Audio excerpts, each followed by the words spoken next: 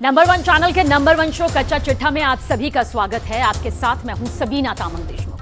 कच्चा चिट्ठा के इस स्पेशल एडिशन में सबसे पहले बात गाजा में चल रहे महायुद्ध की। इजरायल ने कहा कि उसने हमास के एक बहुत बड़े कमांडर को मार डाला। एमन नौफाल हमास की सेंट्रल गाजा ब्रिगेड का कमांडर था। अब इजरायल के रक्षा मंत्री ने कहा कि यह युद्ध लंबा खिंचेगा, लंबा चलेगा। लेकिन अब ईरान की तरफ से आई दो बड़ी वार्निंग, दो सबसे बड़ी चेतावनी आप समझ लीजिए, क्योंकि ये बहुत खतरनाक इशारा कर रही है। ईरान के विदेश मंत्री ने कहा कि अगले कुछ घंटों में इजरायल पर बहुत ही बड़ा हमला हो सकता है।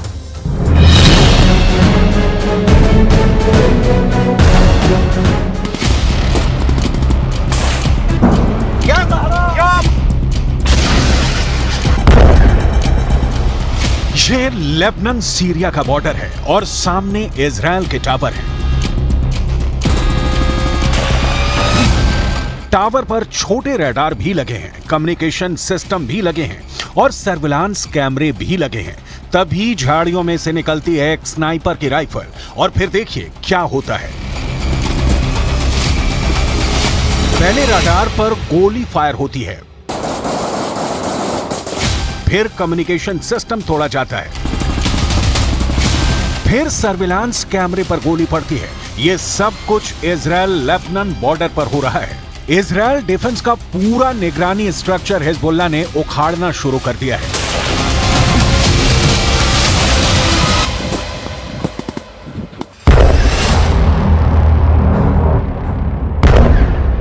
लेकिन इसके बाद जो होता है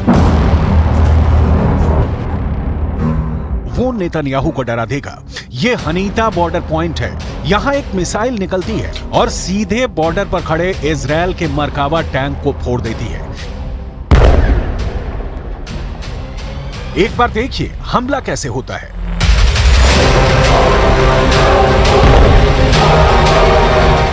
धुआं छटता है तो इजरायल के बाकी टैंक भागने लगते हैं। दूसरा वीडियो दोहरा बॉर्डर पॉइंट से आया है। यहां भी इजरायल का मरकावा टैंक घूम रहा था और फिर होता है एक बड़ा हमला।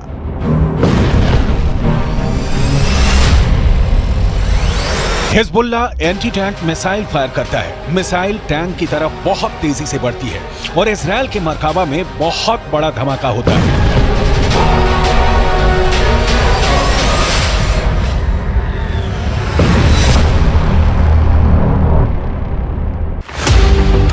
लेबनान बॉर्डर पर इजरायल के टैंक पर हमलों का वीडियो बहुत डराने वाला है। इजरायली टैंक के ऐसे तबाह होने की तस्वीरें जब ईरान पहुंची तो वहां के विदेश मंत्री ने बहुत खतरनाक बयान दे दिया।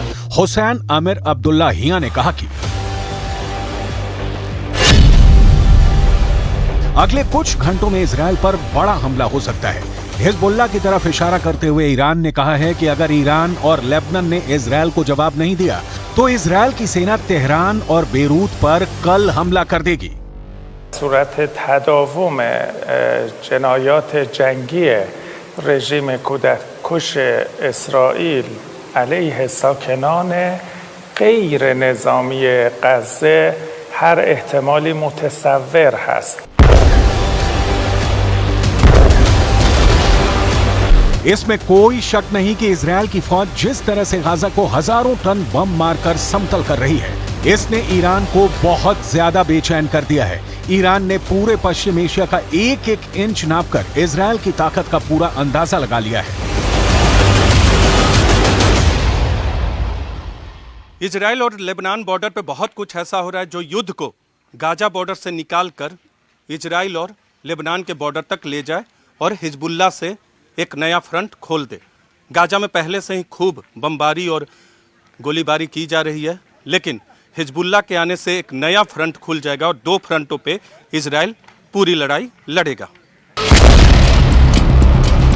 इजरायल पर हमले का खतरा इसलिए बढ़ गया है क्योंकि ईरान के supreme leader Ayatollah Ali Khamenei ने अमेरिका तक को चेतावनी जारी कर दी है।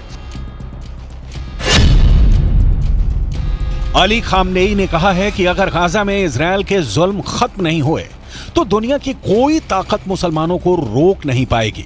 हमास के हमले के बाद ईरान ने इस वक्त अपने मिलिशिया गुटों और मित्र देशों को एक्टिव कर दिया है। सऊदी अरब, जॉर्डन और मिस्र से भी इजरायल को कड़वे शब्द ही मिले हैं। इस वक्त हिजबुल्लाह भी एक्टिव है, इस वक्त सीरिया भी एक्टिव है, इस वक्त इराक में ISIS का खात्मा करने वाली फोर्स हश्द अल शाबी भी तैयार है, इस वक्त यमन भी एक्टिव है।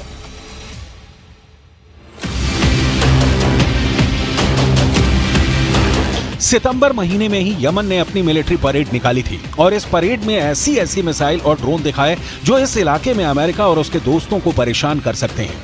यमन वो देश है जिसने पिछले 8 वर्षों तक सऊदी अरब और उसके 15 साथी देशों से युद्ध लड़ा, जिस युद्ध में उसके खिलाफ अमेरिका भी रहा, ब्रिटेन भी रहा और इजरायल ने भी यमन के खिलाफ मदद की।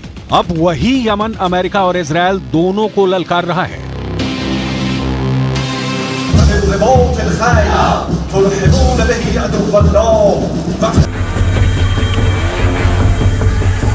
युद्ध की ऐसी ललकार, ऐसा गुस्सा, आप इस इलाके को पश्चिम एशिया कहकर बुलाइए, इसे खाड़ी कहिए या फिर मिडिल ईस्ट, नाम कितने भी हों, लेकिन इस वक्त यूक्रेन के बाद दुनिया का सबसे खतरनाक इलाका कोई है तो वो यही जमीन है। पिछले 4 दशकों से यह इलाका युद्ध देख रहा है।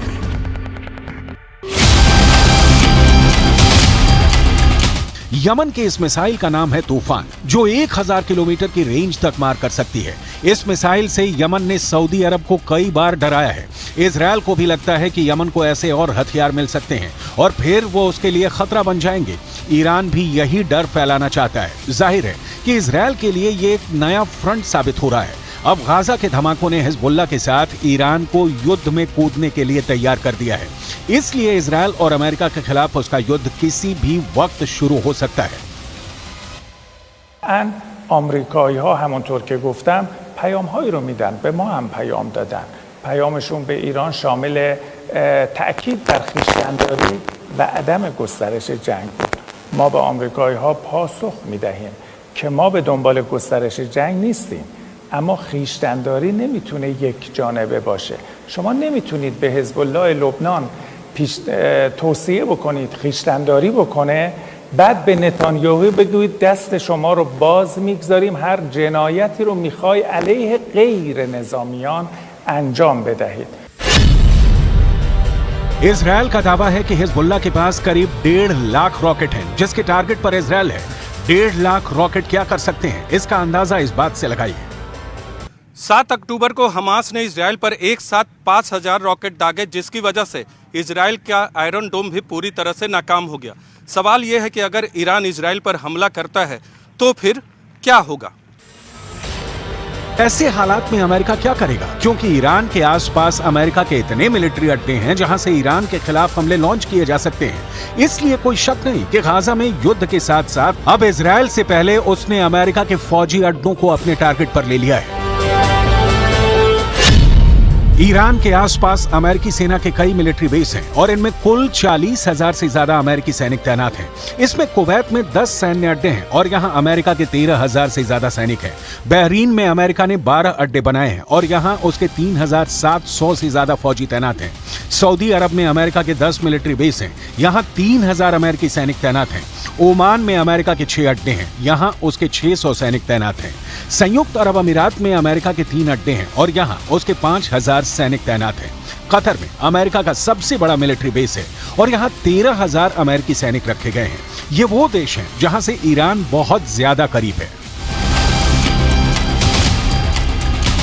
लेकिन ये अड्डे भी ईरान की जद में हैं और इस वक्त इजरायल तक उसकी मिसाइलों की रेंज में आ चुका है।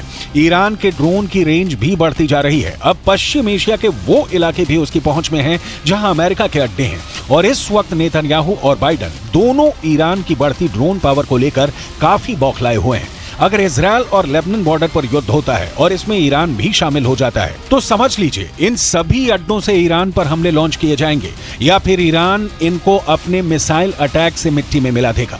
ईरान पहले ही अमेरिका को अपने आसपास बर्दाश्त नहीं कर पा रहा और अब गाजा इजरायल के बीच युद्ध ने युद्ध का एक नया बहाना दे दिया है।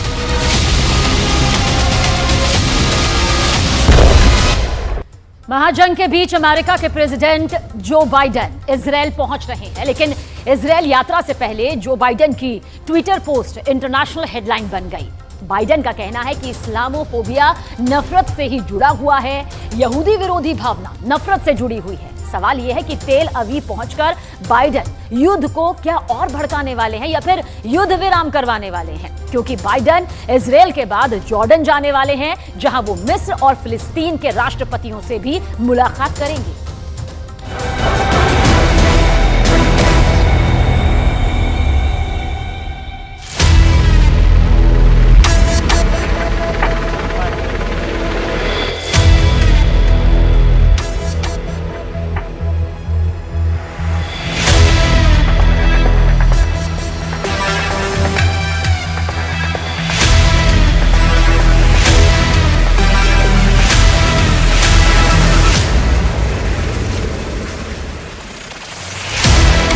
अमेरिका के प्रेसिडेंट जब इजरायल की सरजमीन पर कदम रखेंगे तो कुछ ऐसी ही तस्वीर देखने को मिलेगी। जो बाइडन का खास प्लेन एयरफोर्स वन लैंड होगा, प्लेन का दरवाजा खुलेगा और मुस्कुराते हाथ हिलाते कुछ ऐसे ही डग भरते बाइडन प्लेन की सीढ़ियों से नीचे उतरेंगे। उनके साथ साथ सुरक्षा में तैनात वो स्पेशल शख्स भी रहेगा जिसके पास मौजूद बैग अमेरिका को सुपर पावर बनाता है। यह ऐसा बैग है जो अमेरिका के राष्ट्रपति को सर्वशक्तिमान बनाता है। काले रंग के लेदर के इस बैग में कयामत का कोड वर्ड बंद रहता है। साल के 12 महीने, महीने के 30 दिन और दिन के 24 घंटे ये बैग प्रेसिडेंट बाइडन के साथ रहता है।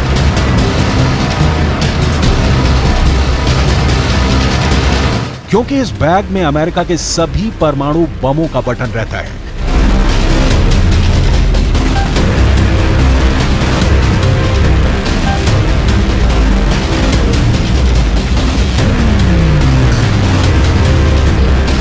बाइडन के साथ साए की तरह चलते इस बैग को न्यूक्लियर फुटबॉल कहा जाता है।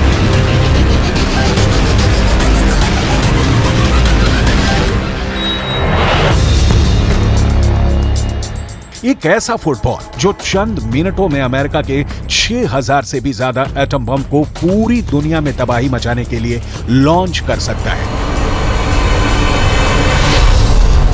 वही न्यूक्लियर फुटबॉल बाइडन के साथ इजरायल पहुंचने वाला है।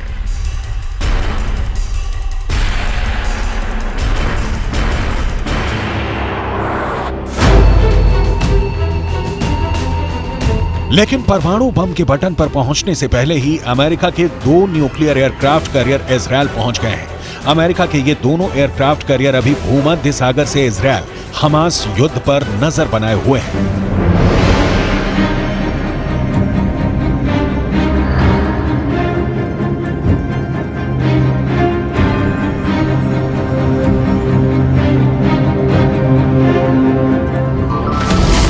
अमेरिका ने जिन 2 एयरक्राफ्ट कैरियर को इजरायल की मदद के लिए भेजा है उनके नाम हैं यूएसएस जेराल्ड आर फोर्ड और USS Eisenhower. USS Gerald R Ford के साथ 12 स्ट्राइक ग्रुप होता है, वहीं यूएसएस आइजनहावर के साथ 2 स्ट्राइक ग्रुप होता है जो हमला करने में मास्टर होते हैं। इनके साथ मिसाइलों से लैस और भी कई घातक युद्धपोत भूमध्य सागर में इजरायल के पास पहुंचे हैं। इसके साथ मिसाइलों से लैस जहाजों का पूरा बेड़ा चलता है।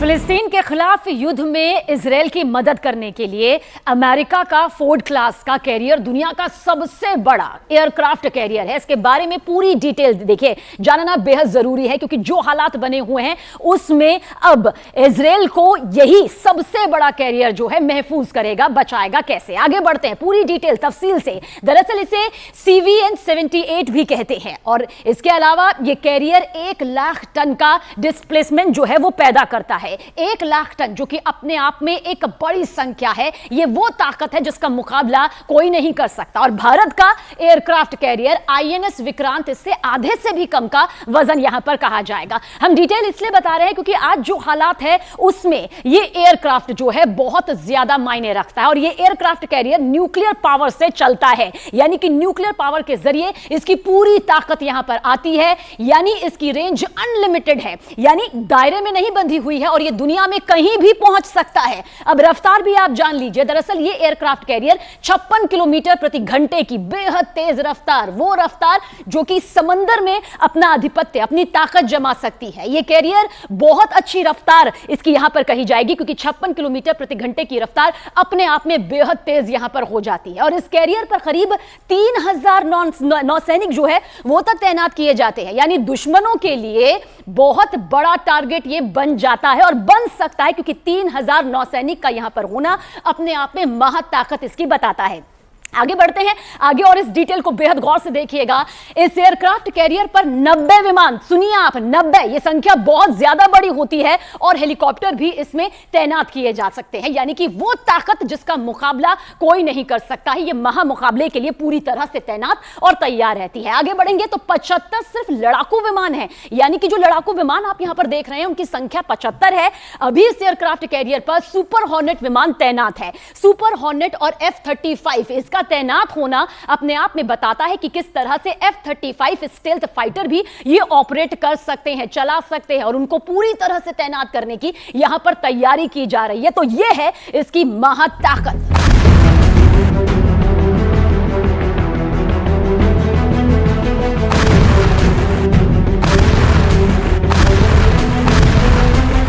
यानी युद्ध की इस घड़ी में एक तरफ अमेरिका के न्यूक्लियर एयरक्राफ्ट कैरियर की तैनाती और दूसरी ओर खुद बाइडेन का पहुंचना बहुत बड़ा इशारा कर रहा है। बाइडेन के इस वॉर टाइम दौरे को काफी अहम माना जा रहा है। युद्ध में इजरायल को अमेरिका का पूरा समर्थन है। अमेरिकी राष्ट्रपति बाइडेन के इजरायल में लैंड होने से पहले एक बड़ी खबर सामने आ रही है। खबर यह है कि अमेरिका इजरायल में अपने सैनिकों को भेजेगा और इनकी संख्या 2000 के करीब होगी, और इनके नाम भी फाइनल होने की खबर है। वॉल स्ट्रीट जर्नल की रिपोर्ट के मुताबिक ये सैनिक युद्ध नहीं लड़ेंगे इजरायल में, बल्कि इजरायल की सेना को सपोर्ट और सुझाव देने का काम करेंगे। अमेरिकी सैनिकों के इजरायल पहुंचने से पहले तेल अवीव पहुंचकर बाइडेन इजरायल के प्रधानमंत्री बेंजामिन नेतन्याहू से मिलेंगे, इजरायल की सुरक्षा का भरोसा देंगे और हमास के खिलाफ छिड़े युद्ध की जानकारी लेंगे। लेकिन बाइडेन का यह दौरा उनकी सुरक्षा एजेंसियों के लिए चुनौतियों से भरा हुआ है। वजह हमास की तरफ से इजरायल में हो रहे रॉकेट हमले।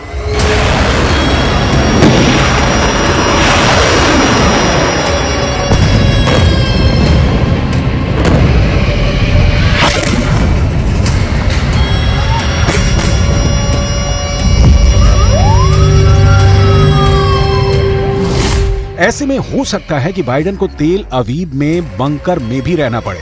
बंकर में ही बेंजामिन नेतन्याहू से बाइडेन की बातचीत हो। बंकर में ही मीटिंग कर बेंजामिन नेतन्याहू बाइडेन से अपनी मांगों को मनवाने की कोशिश कर सकते हैं। सवाल है, आखिर ऐसी आशंका क्यों जताई जा रही है कि इजरायल पहुंचने के बाद बाइडेन को बंकर में मीटिंग करनी पड़ सकती है? जवाब आपको सोमवार यानी 16 अक्टूबर को तेल अवीव में इजरायली संसद के शीत सत्र से पहले दिन के इस वीडियो को देखकर मिल जाएगा। 16 अक्टूबर इजरायल की संसद। तेल अवीव में इजरायल के संसद के शीत सत्र का पहला दिन था। संसद की कार्यवाही अभी शुरू ही हुई थी, तभी अलर्ट सायरन बजने लगे। इस वक्त एक महिला सांसद बोल रही थी। उन्होंने स्पीच बंद की और इसके फौरन बाद सभी सांसद और प्रधानमंत्री नेतन्याहू बंकर नुमा रूम में चले गए। कुछ देर बाद कार्यवाही फिर शुरू हुई। ऐसे में जिस वक्त बाइडेन तेल अवीव में होंगे, अगर उसी वक्त हमास ने रॉकेट दागने शुरू कर दिए तो मजबूरन बाइडेन को बंकर में जाना होगा, क्योंकि इससे इनकार नहीं किया जा सकता कि हमास के पास रॉकेटों का बहुत बड़ा गोदाम है। मिसाइल के तौर पर हमास के इस अंडरग्राउंड गोदाम को देखिए। इसे देखने के बाद बताने को कुछ नहीं रह जाता। देखिए गाजा की जमीन के अंदर सुरंगों में कैसे हमास ने अपनी मिसाइलों को लगा रखा है। इस वीडियो में भी दिखाया गया है कि हमास कैसे इन मिसाइलों को युद्ध में लॉन्च करता है। ये वीडियो जारी कर हमास ने न सिर्फ इजराइल को बल्कि अमेरिका को भी चेतावनी दी है। चेतावनी ये कि हमास के पास हथियारों की कोई कमी नहीं है, ना तो इसके पास रॉकेट लॉन्चरों की कमी है और ना ही मिसाइलों की। और सबसे बड़ी बात ये कि उसके निशाने पर केवल तेल अभी भी नहीं, इजराइल का चप्पा चप्पा है, जहां कभी भी वो रॉकेट दाग कर तबाही मचा सकता है।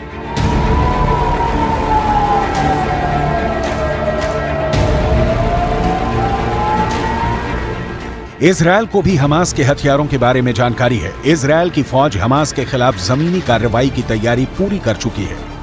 गाजा में घुसकर हमास के सर्वनाश का ब्लूप्रिंट तैयार कर चुकी है। सिर्फ उसे सरकार से हरी झंडी का इंतजार है। इजरायल चाहता है कि अमेरिका हमास के खिलाफ ऑपरेशन में उसकी मदद करे। बेंजामिन नेतन्याहू ने अमेरिका से $10 बिलियन की मिलिट्री मदद मांगी है। इसके लिए नेतन्याहू बाइडेन को मनाने की पूरी कोशिश करेंगे। इसके साथ ही नेतन्याहू गाजा में जमीनी कार्रवाई के लिए समर्थन की मांग करेंगे।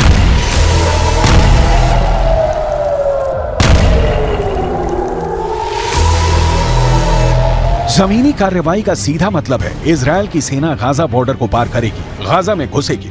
अगर ऐसा हुआ तो युद्ध और भी भयंकर हो जाएगा, क्योंकि तब गाजा की गलियों में स्ट्रीट फाइट शुरू हो जाएगी और स्ट्रीट फाइट में कितनों की जान जाएगी ये कहना मुश्किल है।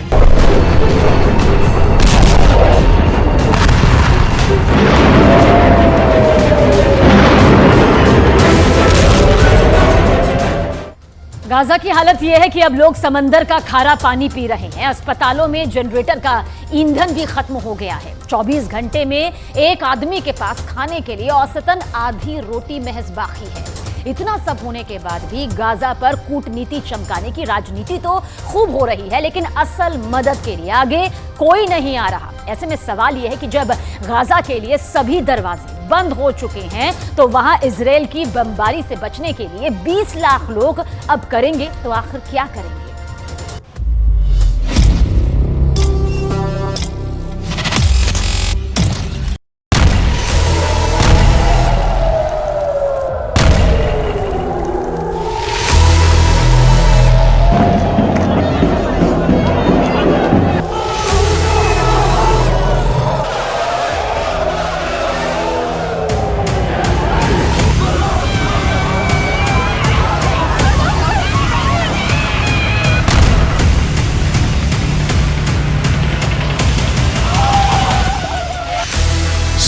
अक्टूबर को हमास ने जो किया उसका असर अमेरिका के अंदर भी नजर आ रहा है।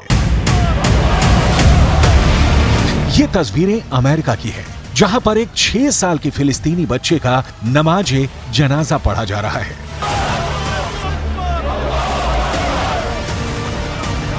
ये 6 साल का बच्चा एक अमेरिकी नागरिक के यहां किराए पर अपनी मां के साथ रह रहा था, लेकिन इस बच्चे को उसी के 71 साल के बुजुर्ग ने चाकू से 26 वार करके मार डाला।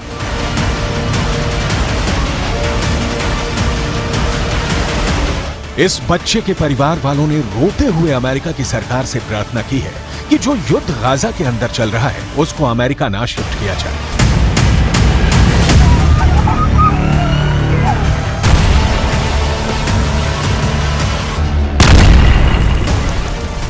I just want to tell the whole world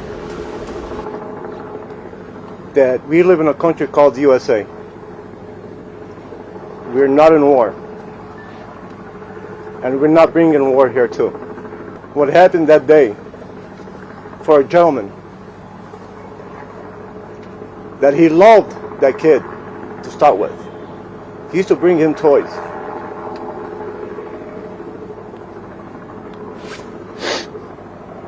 Now I want to ask anybody here, a 71-year-old man sitting on top of a 6-year-old kid, stepping him more than 26 times, and he was looking in his eyes. You tell me, is that exaggeration? You tell me what type of man he can do that. Hamas के हमले और फिर Israel के क्रूर बदले ने पूरी दुनिया को हिलाकर रख दिया है। फ्रांस के अंदर एक टीचर और उसकी 2 बच्चों की मौत एक 20 साल के चेचन मूल के शख्स ने कर डाली है। और चीन के अंदर भी इजरायल के एक डिप्लोमेट पर हमला हुआ है। इजिप्ट में भी 2 यहूदियों के आतंकी हमले में हत्या हुई है। हमास के नफरती तूफान ने पूरी दुनिया को धर्म युद्ध में झोंक दिया है और सबसे बुरा हाल गाजा का हो गया है।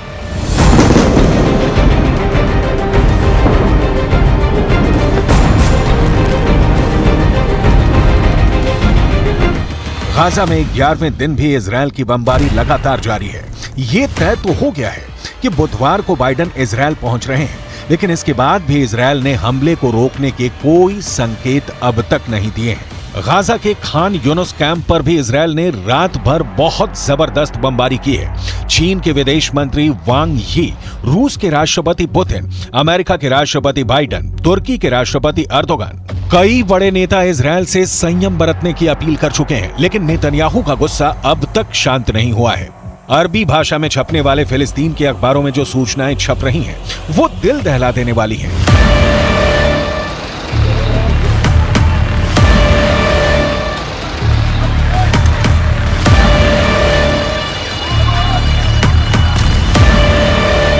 फिलिस्तीन न्यूज नाम की एक न्यूज वेबसाइट ने दावा किया है कि अब तक गाजा पट्टी के अंदर 7,000 इमारतें टूट चुकी हैं और 10,000 से ज्यादा फ्लैट्स बर्बाद हो चुके हैं। गाजा के लोगों का हाल क्या है, आगे आप उनके बयान भी देखेंगे, लेकिन सबसे पहले बात होगी उस भूख की जिससे गाजा के लोग परेशान हैं।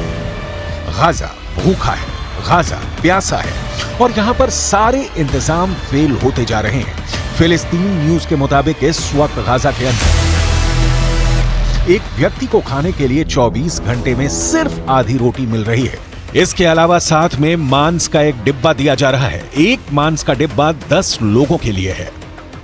बिजली खत्म होने की वजह से अब लोग कार की बैटरी और सोलर पैनल से ही अपना फोन चार्ज कर पा रहे हैं। गाजा में जनहानि ना हो, इसके लिए इजरायल ने इस योजना पर काम करना शुरू किया कि उत्तर गाजा के लोगों को दक्षिण गाजा जाना चाहिए।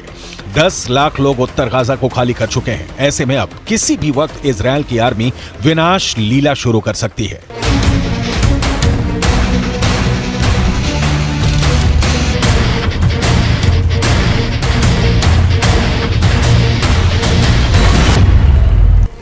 सबसे ज्यादा दुर्भाग्यपूर्ण स्थिति यह है कि संयुक्त राष्ट्र का कार्यक्रम भी लोगों को राहत पहुंचाने में पूरी तरह से फेल साबित हो रहा है। दरअसल इजरायल की चेतावनी के बाद यूएन की कुछ टीमें पहले ही उत्तर गाजा छोड़कर दक्षिण गाजा जा चुकी हैं और उत्तर गाजा में अब भी बचे हुए लोगों की मुसीबतें और ज्यादा बढ़ चुकी हैं। फिलिस्तीन के सबसे बड़े दुश्मन हमास के आतंकवादी बने हुए हैं, क्योंकि इजरायल डिफेंस फोर्सेज ने दावा किया है कि दुनिया भर से गाजा के लोगों के लिए जो फ्यूल और राहत सामग्री पहुंच रही है वो हमास के आतंकियों तक पहुंच रही है और इसीलिए इजरायल वहां राहत सामग्री और फ्यूल पहुंचाने में अड़ंगा पहुंचा रहा है। इजरायल ने रफा क्रॉसिंग पर 2 बार एयर स्ट्राइक की है और यह एयर स्ट्राइक भी उस वक्त की गई है जब इजिप्ट के एक मंत्री रफा क्रॉसिंग के पास मौजूद थे। दरअसल रफा क्रॉसिंग पर राहत सामग्री से भरे हुए करीब 100 ट्रक खड़े हुए हैं, लेकिन अब तक इस राहत को गाजा के अंदर भेजे जाने पर कोई सहमति ही नहीं बन पा रही है।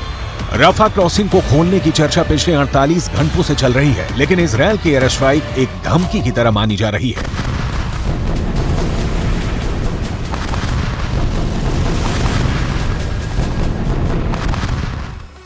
फिलिस्तीन न्यूज वेबसाइट ने यह समाचार छापा है कि गाजा के अंदर कई ऐसे मुस्लिम परिवार हैं जो कि दक्षिण गाजा नहीं जा रहे हैं और उत्तर गाजा पट्टी में ही मौत का सामना करने के लिए तैयार हैं। खान यूनुस के एक ऐसे ही परिवार को बमबारी झेलनी पड़ी है। इस परिवार के कई लोगों की मौत हो गई है। नमाज जनाजा पढ़ने के बाद इस हमले में मारे गए बच्चों को भी आखिरी अलविदा कह दिया गया।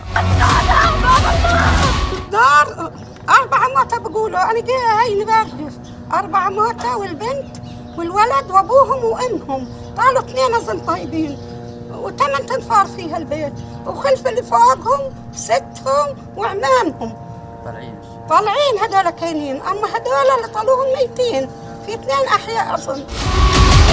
हालात ये है कि खान यूनुस कैंप पर रात भर जिस तरह की खतरनाक बमबारी इजरायल के विमानों ने की है, यहाँ के खान यूनुस अस्पताल में एम्बुलेंसों की लाइन लगी हुई है जिसमें घायलों को इलाज के लिए ले जाया गया है। अस्पतालों में भी इलाज कब तक होगा, क्योंकि यहाँ पर भी बिजली नहीं है और जनरेटर फ्रिज भी बंद होने की कगार पर है। पानी की कमी की वजह से अब यहाँ लोग खारा पानी पीने के लिए मजबूर हैं, जिससे और भी ज्यादा बीमारियां फैलने की आशंका जताई जा रही है।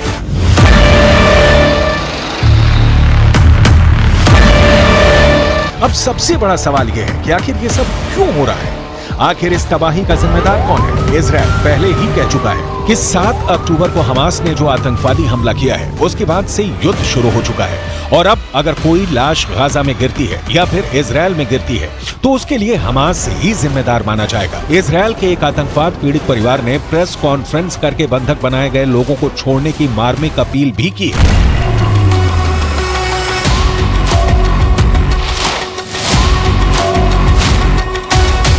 She looks very terrified. She looks like she's in big pain. I can see that she's saying what they tell her to say, but I can see that she's stable. I can see she needs medical care. I don't know if she's dead or alive until yesterday. All I knew is that she's might be kidnapped. I'm begging the world to bring my baby back home. She only went to a party, to a festival party, to have some fun. And now she's in Gaza. कुल मिलाकर Hamas ने दुनिया को एक ऐसे कत्लो गारत में झोंक दिया है जिससे बाहर निकलने का कोई रास्ता फिलहाल नजर नहीं आ रहा है। गाजा की तरफ से जब इजराइल पर हमले होते हैं वो भी बेहद खतरनाक। हमास इजराइल पर जब रॉकेट फायर करता है तो वहां के लोग आखिर क्या करते हैं? सड़क चौराहों पर उनके लिए जान बचाने के लिए क्या क्या जरिए होते हैं, ये इजराइल से बता रहे हैं हमारे सहयोगी नीरज कुमार। हमास गाजा की तरफ से लगातार इजराइल के दक्षिणी शहरों पर एक के बाद हजारों की संख्या में हमले कर रहा है मिसाइल से, तो सवाल उठता है कि लोग अपने आप को बचाते कैसे हैं। इस वक्त हम लोग जेरोस शहर में, जो कि सुनसान पड़ा है, शहर में कोई नहीं है इक्का दुक्का लोगों को छोड़ के, लेकिन इस वक्त हम लोग एक बस स्टैंड पे हैं और बस स्टैंड के बगल में हम वो स्ट्रक्चर आपको दिखाते हैं जो हमास के मिसाइलों से लोगों को बचाता है, इजराइल के दक्षिणी शहर के लोगों को बचाता है। ये बंकर है, ये बाहर में बंकर में होता है। ज्यादातर सार्वजनिक स्थलों के बगल में यहाँ बस स्टैंड है, लोग बस पकड़ने के लिए खड़े रहते हैं, इसलिए ये बंकर यहाँ बनाया गया। जब भी मिसाइल अलर्ट आता है लोग भागकर इसी बंकर में आ जाते हैं। ये बंकर कंक्रीट का होता है, कंक्रीट का, और मिसाइल जो हमास की तरफ से छोड़ा जाता है उसका असर इस पर नहीं होगा। इधर देख सकते हैं, यहाँ कम से कम 15 से 20 लोग इसमें एक साथ रह सकते, क्योंकि कम आबादी वाले शहर है तो बहुत ज्यादा लोग सड़कों पे नहीं होते एक वक्त में, ज्यादातर सार्वजनिक स्थलों के बीच में इस तरह का स्ट्रक्चर बना होता है। ये कंक्रीट का है, ये कंक्रीट का बना हुआ है, और ये बीच में एक दीवार होती है ताकि स्प्लिंटर, जब मिसाइल फटे, रॉकेट फटे तो स्प्लिंटर इसके बाद इधर ना आवे। इसके अलावा करम आप अंदर रहिए, इसके अलावा ये एक गेट भी बना होता है, लोहे का गेट होता है, बंद कर देते हैं लोग। बंद कर देने से कोई भी स्प्लिंटर अंदर नहीं आ पाता। तो इस तरह के बंकर ऊपर में बने होते हैं। आमतौर पे बंकर जमीन के अंदर बने होते हैं, लेकिन इस तरह के बंकर सार्वजनिक स्थलों पे ऊपर बने होते हैं। और जो घर होते हैं, घरों में अंडरग्राउंड बंकर बने होते हैं कि अगर मिसाइल गिरे तो लोग अंदर जाकर छुप जाए। तो इस तरह के बंकर और सेफ जोन, इसे सेफ जोन कहा जाता है। हम भी कई बार रिपोर्टिंग के दौरान जब मिसाइल अलर्ट हुआ है तो इन्हीं बंकरों में जाकर अपने आप को सुरक्षित किया है और अपनी जान बचाई है। तो